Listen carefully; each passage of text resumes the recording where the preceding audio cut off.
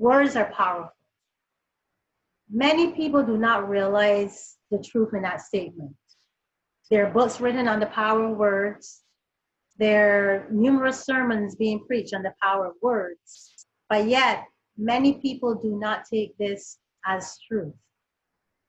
It is something that destroys people. It is something that has the power in itself to cripple individuals, to stop them from reaching their full potential, from achieving greatness, from transforming themselves or transforming lives around them. Yet we do not take this seriously enough.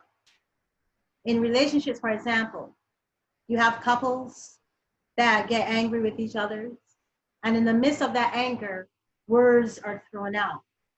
Now, one thing I know about words, when you say something and it's something destructive, and once it's spoken, you can't not take it back. And it doesn't matter how much you think that that relationship is moving forward, those words are embedded into the psyche of the person you said them to. Words are very important, and words can be damaging, like I just said. So what am I here to tell you today? Am I here to tell you how powerful words are? That you already know. Am I here to tell you how to use your words? No, you should be adult enough to know how to use your words. Even children, when they use the F-bomb, they use it correctly. So I don't have to tell you as adults how to use words. What I'm here to tell you as adults is that do unto others as you would have them do unto you. Think about this, the whole bullying syndrome. Children or people who have been bullied end up bullying those themselves or other people themselves. Why do we do that as a human race? Why do we try to hurt others when we ourselves endure the same pain or hurt? For many of us, we would go around the other direction and try to avoid the pain or try to avoid causing others the pain. But the psyche is such, your mind works independent of you. And that's true because there are a lot of thoughts that you have that come to your mind when you least expect it. And there are a lot of thoughts that flow from your mind that you're unaware that you have. So your mind sometimes can be more powerful than you. The goal is that you become more powerful than your mind. The goal is that you learn how to control your thoughts, how to control your actions, and therefore how to control your output. Like James Allen said, thoughts equals actions, actions equals habits, habits equals circumstance. We need to get to the place, not just as individuals, but as a society, where we think about what we say. And also, if you're going to think about what you say, think about how that's going to be responded to by others. Because a lot of times we are so self-centered as to not worry about the response that we're going to get. And then when we get it, you're like, oh, what happened? I just said this. I didn't expect people to take it out of context. Yeah, but you are an adult.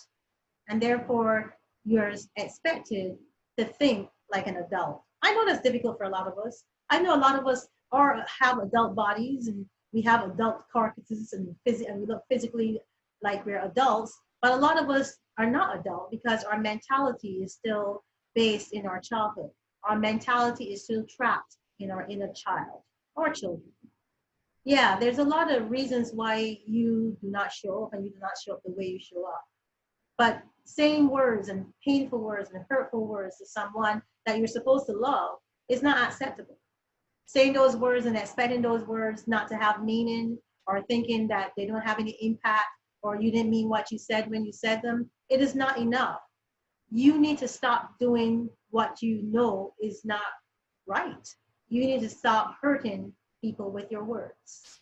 Words are very hurtful. And like the Bible said, it's not what goes into a man that defiles, but what comes out of a man. So you have to pay attention to those you love and to those you're speaking to. Of course, there are times when you're going to lose your cool. Of course, there are times when, the words that come out of you are not reflective of who you really are. But is that true? Are the words that come out of you not who you really are? Because where were those words? Were they just waiting in your psyche, waiting to manifest, waiting for the right opportunity to be verbalized? That's called passive aggressiveness, isn't it?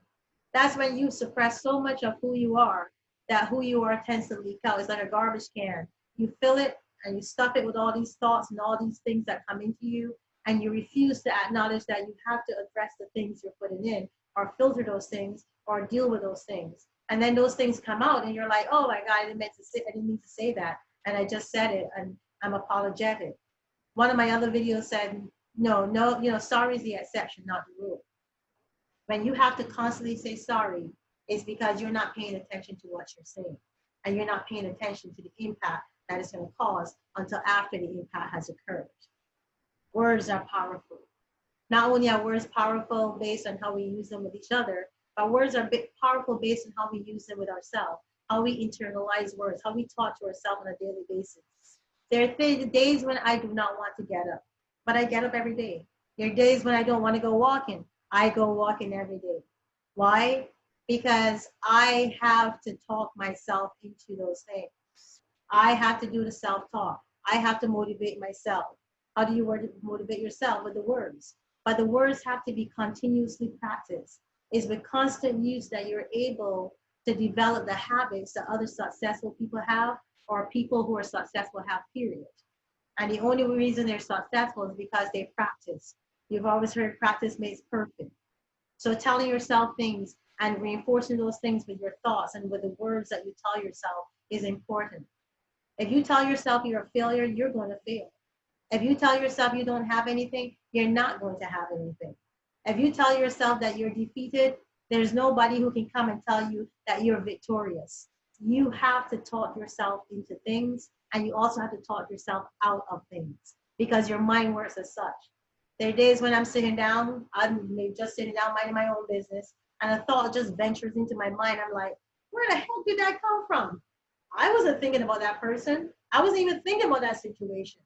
But the thought comes and it tries to supplant itself into my mind. And because I'm so disciplined, I'm like, yeah, I wasn't thinking like that. So I'm not going to give that thought any credence, and I'm not going to give it any power. You have decisions to make constantly. And the decisions you're making is not how you're engaging with other people, how you're engaging with your thoughts, how you're engaging with your words. Stop. Think about what you want to say. And a good way of examining if your words are powerful or the kind of power that you want them to translate into when you say them, you have to think about the object. What do you want to accomplish in that moment? What do you want the other person or persons to know in this moment? Do you want to make them feel insecure? Do you want to hurt them? Or do you want to accomplish the goal of reconciliation, of trust, of peace, of love? What is the goal of what's coming out of your mouth? You have to think about it before you actually and have, literal moments of where you can't take that stuff. It is not enough to speak or just react and respond without thinking about the words and the power of those words and the impact it's going to have on the other person that you're speaking to. I think that you need to change. We all need to change. I'm not just saying you. We all need to change. But the only way we can accomplish that change, the only way we can recognize that change is needed, is if we practice daily. If we daily do the things that will bring about change. Change is not as simple as getting up and saying, as I always say, Kilimanjaro, you're not going to climb Kilimanjaro in a day. You're not going to get to the top of the mountain. And a lot of people don't realize that success and the accomplishment of success is about continuous and constant repetition of good habits and good things, including using your words responsibly so that it can be very powerful in your life. Change your destiny today. Choose how you're going to start speaking, not just to others. Choose how you're going to start speaking to yourself. And when I'm dealing with my clients, one of the things I tell them, because they're always talking about past, well, I'm this, or I'm no good, or I'm not smart, or I don't have this ability. I always switch that up and say, how about we change it? How about we say, I am good, I am smart, I am capable, I am able, I have this knowledge, I have this power, I have this wisdom. Claim those things, hold on to those things, because by holding on to those things and claiming those things, it translates into power. Use your word effectively, but more importantly, use your word so that you become more powerful than others realize you are, and that you realize that you are. The power is within.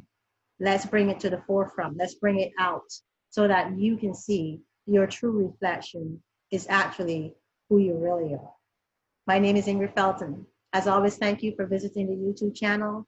I hope you enjoyed what I had to say today. If you did, please subscribe to the video, like the videos, tell others about the videos, and also leave your comments below. I look forward to your comments because there are what are my guiding posts for my next videos, and they also help me with the feedback to tell me if I'm doing a good job or not. Keep coming, keep showing up, and eventually together we can make a difference. Bye.